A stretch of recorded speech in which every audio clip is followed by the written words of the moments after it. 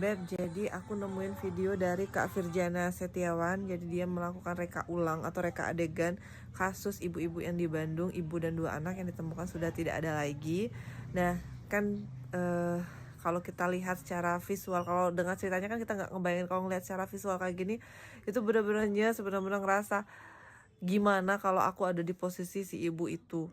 Nah, sebenarnya adegan ini itu tuh adalah gambaran umum banyak wanita yang ada di Indonesia.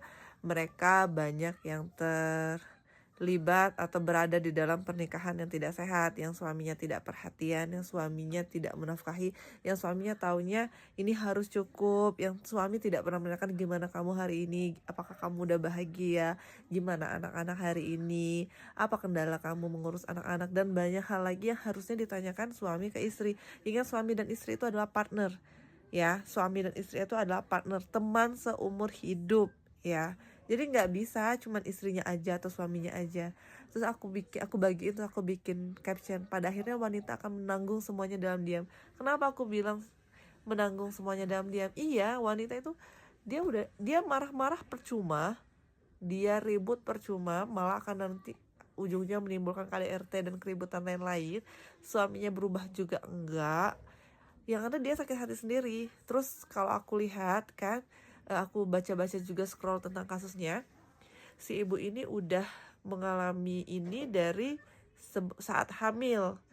Jadi suaminya mulai kecanduan judol, banyak pinjol, banyak hutang dan lain-lain di mana-mana, sampai kayaknya ada depresi juga setelah saat hamil, melahirkan, dan puncaknya di usia anaknya ini tadi 8 bulan depresi setelah melahirkannya, dan mungkin tidak terdeteksi, apalagi di suratnya dia bilang orang-orang sudah mengucilkan saya. Jadi dia memang mentalnya udah kena, memang udah ada mental akibat udah ada depresi akibat ekonomi, mungkin ditambah depresi juga akibat depresi setelah melahirkan. Kan itu tingkat depresi pada wanita itu kan sangat tinggi.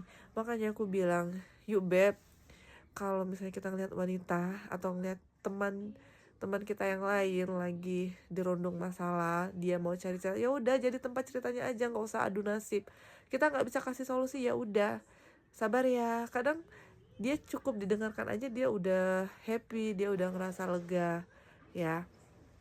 Ayo dong, kita sebagai wanita, yuk kita bantu turunkan angka kejadian akibat depresi setelah melahirkan, terutama pada wanita.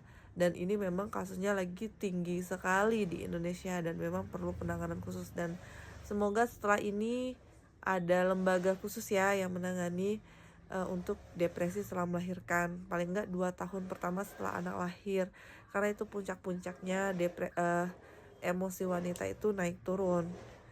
Mungkin menjadi perhatian pemerintah juga setelah ini lewat kebijakan-kebijakan dan programnya, karena ada kutipan, anak yang sehat tumbuh dari ibu yang bahagia. Kalau ibunya aja nggak bahagia, gimana anaknya ini bisa sehat dan bisa tumbuh dengan sempurna.